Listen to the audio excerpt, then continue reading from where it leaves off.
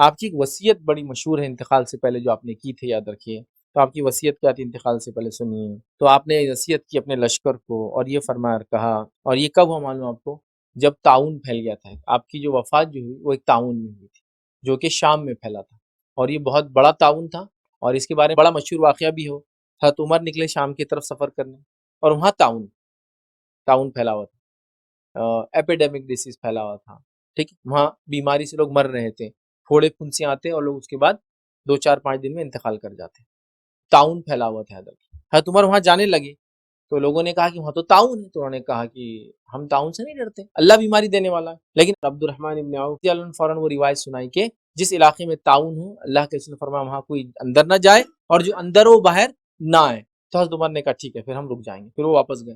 ابو عبیدہ ابن جراح رضی اللہ عنہ کو اسی وقت حضرت عمر نے لکھا کہ ابو عبیدہ، اگر یہ خط تم کو سفیر لا کے دے تو تم انتظار نہ کرنا، اور فوراً نکل کے میرے پاس آنا، فوراً نکل کر میرے پاس واپس آنا۔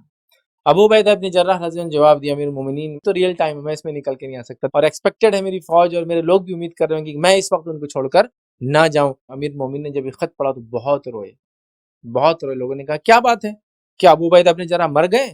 تو کہا مر نہیں گئے، لیکن وہ مرنے والے ہیں۔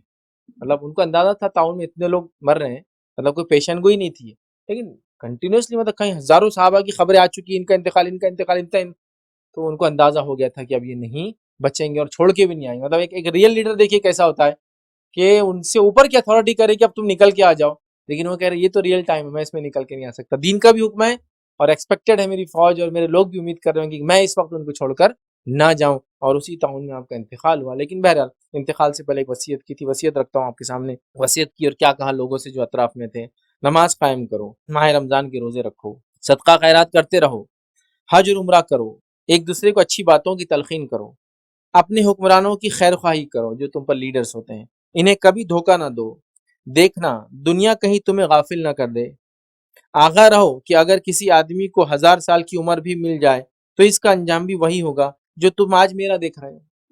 بیمار ہو گئے تھے، طاعون تھے، وہ ڈیسیز، پھوڑے پھنسی آتے تھے، انسان مر جاتا تھا، اس میں کہہ رہے ہیں کہ اگر 1000 سال بھی جیوں گا تو کیا کروں گا، اس کے بعد میرا جو حال ہو رہا ہے وہی حال ہونا ہے اپنا، ٹھیک ہے؟ تو آدمی 1000 سال بھی جیے تو وہی ہوں گا، جو میرا حال ہو رہا ہے تم دیکھ رہے ہو وہی ہونے والا ہے، میرا دیکھ رہے ہو، موت سے کوئی نہیں بچ سکتا، سب کو میری طرف سے سلام، اور تم پر اللہ کی رحمت ہو۔ یہ دعائیں بہرحال آپ نے دی۔ اس کے بعد آپ نے لوگوں سے کہا اور فرمایا لوگوں نماز پڑھا کرو، اچھا اللہ حافظ، اور اس کے بعد آپ کی روح جو قبض ہو گئی، یہ کہہ کر آپ کا بہرحال انتقال ہوا، یاد رکھیں۔